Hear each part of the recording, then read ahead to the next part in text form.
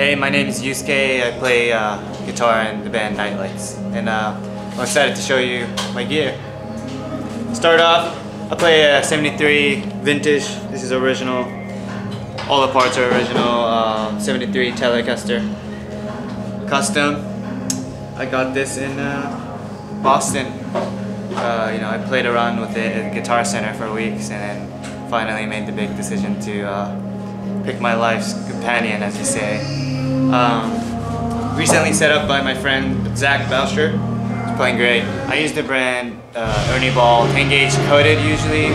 I usually destroy my strings a lot. I don't know if it has to do with my oil production in my fingers, but they get old very easily and rusty, so I have to have them somewhat coated.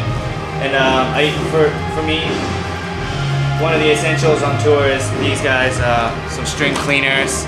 Otherwise, I'll be changing strings every 2 days. I usually keep my settings in the middle. I like to blend both bridge and neck, but if I need to, cut through without being loud, then I'll obviously use the bridge pickup for, more complimentary stuff or solos that needs to pop up. And I use a lot of fullness when the production's empty and it's like a verse. I'll use the neck pickup, more tony sound. So these are both volume knobs for both bridge and neck pickup. I usually keep them at 10. Sometimes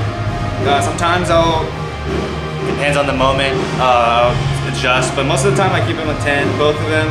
What I'll do sometimes is I'll turn down one knob just to get a good, if I want a little bit more round, full sound, then I'll pull down the bridge pickup, vice versa. But yeah, I mainly keep them at 10. These are tone knobs for each pickups over here. So I'm gonna start explaining to you guys my board. This sees the bottom of my foot maybe more than the ground sometimes. But I start off with the volume pedal, classic Ernie Ball Junior, VP Junior. It's sometimes it breaks because it's rubber or string. I don't know exactly what they use for that, but I've tried many of volume pedals, but the feel for this just cannot be replicated. So I go with that one usually. Then next I go with the compressor. I mainly use this for if I needed to kind of have that funky, more every second you hear the note is full. That's pretty much what a compressor is. And if I want the note to sustain, then I'll also use that during a solo. Next is a pitchfork here. I love this because it takes so little real estate. The first two pedals take so little real estate on the pedal board. This is a pretty much a polyphonic octave generator, but it's so compact. And one of the reasons why I love this is because I can choose if I want it on 100%. If I press it on, if it's on, or I can press the latch setting where I'll play it in. It'll make it so that only when I press down it's on. So it's pretty much a whammy. Just like that. So I usually just keep it in an octave setting, even though it has a one octave up setting, even though it has all the intervals that you would ever need. And then moving on to my tube screamer. This is a hand-wired TS808. This is great because it's so warm. It really has that, I don't know, I really like that feel of the tubes breaking, but I don't want to have to go back and forth in the amp or have to have a different pedal for the settings. This is great, and I use it for a lot, either solos or even just to fatten up the tone. Sometimes I swap.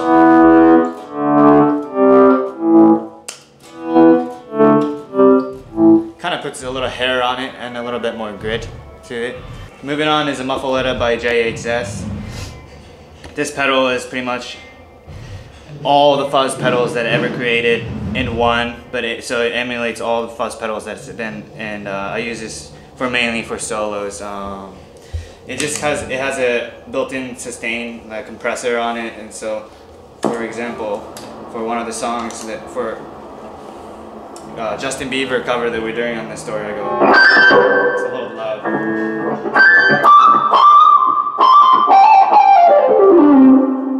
Kind of makes it sound not guitar-y, which I like.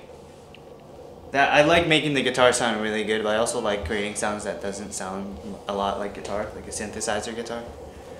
All right, sweet. Moving on, I have a Dd7 Classic. I've had this for ages.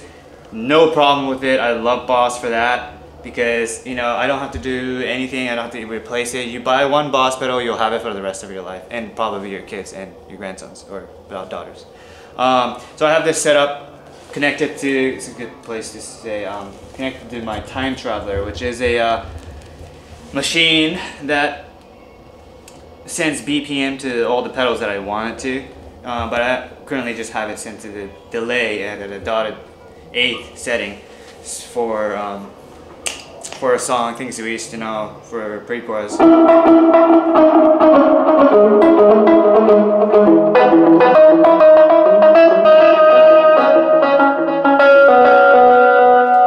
So then the delay response is on time with the actual track.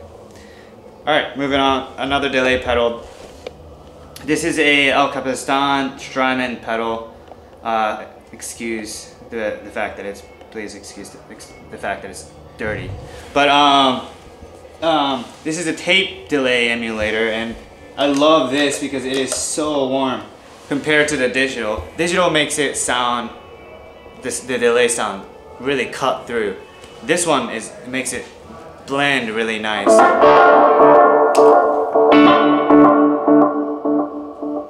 You can adjust the tape age here, which makes the response a little more vintagey sounding. And there's a setting called Woe and Flutter, which emulates the tape machine, and the delay response becomes a little bit more warped as it goes. Kind of like a tape machine. So, especially what I like about this pedal is that it can oscillate if I press down on the tap tempo here.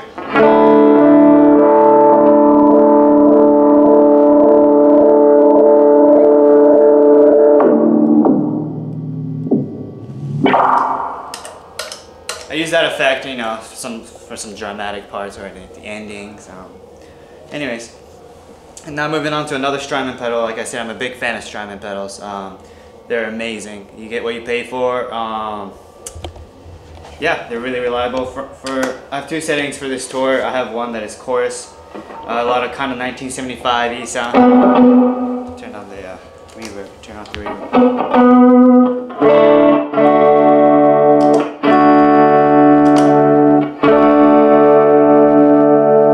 Gives it a little bit more movement to the chord or the note that I'm playing. And then next is a low pass filter. I have it pretty heavily passed, like low pass for the effect.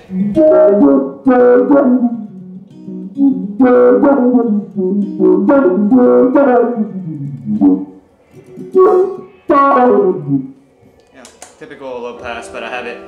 It makes sense in the context of the song. Right now it might sound like dirt, but anyways, I explained the Time Machine. This is a Flint, another Strymon pedal. It's a reverb pedal. It emulates the 60s, 70s, and the 80s. If I wanted, you know, classic plate, spring, or, you know, or I don't know what the 80s one is actually, but that's my favorite one. It's great.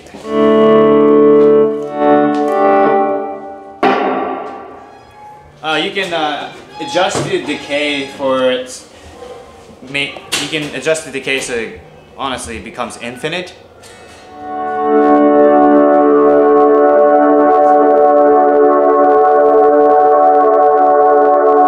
So that can go forever, and sometimes I use that in the endings where I just let it go and walk out the stage. And then on the other side is the tremolo. So if I'm playing some stripped down, you know, songs with night lights,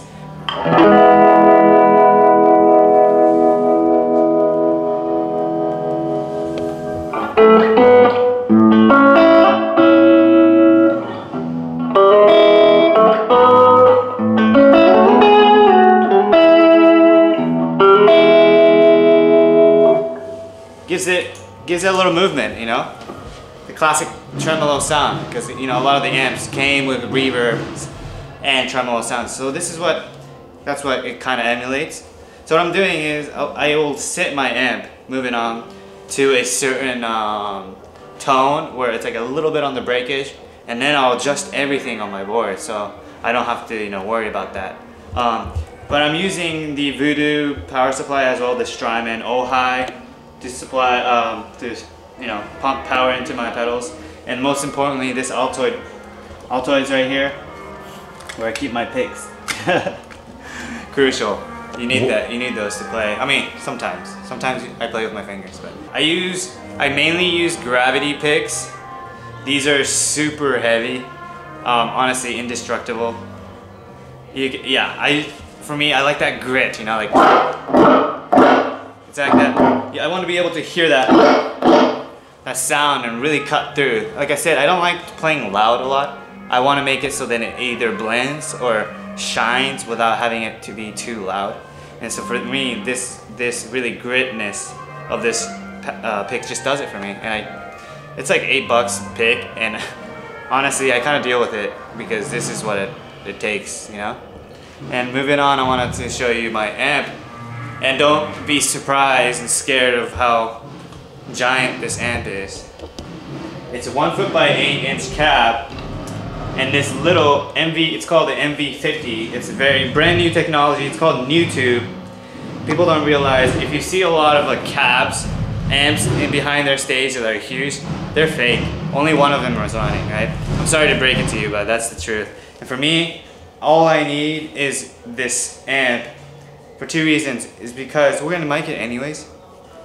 And you know, they can adjust the volume of my guitar if I have the tone setting at the front of the house. So anyways, also this, another thing I really like about this is that I can produce with this, because in the back it has a line out, 1/4 inch line out that emulates a cab.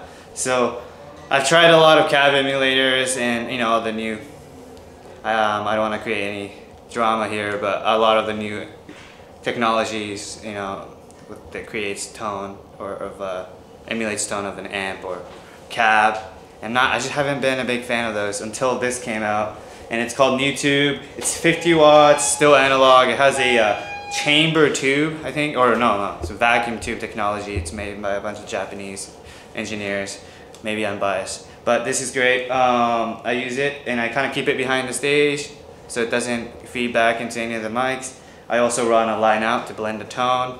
This thing is so loud. I played it, you know, one of the gigs I had was like 7-piece horn section, you know, like band in the horn section, 7-piece band, and I was not even at 12 o'clock on these knobs, and they told me to turn down, and that's exactly what I wanted to hear, because this is really convenient, especially on the road. Nobody has to break their backs carrying an amp. The tone is honestly amazing. I'm really, you know, like kind of picky on tone, so this is a big thing for me, you know, moving on to the new technology. Yep, but Vox MV50 AC emulates an AC Vox amp. It is an AC Vox amp with just the vacuum chamber tube. Hey guys, thanks so much for checking out my gear. You can check out Nightlights at We Are Nightlights anything. Instagram at We Are Nightlights, Facebook at We Are Nightlights, and keep in touch. We'll be releasing new music soon.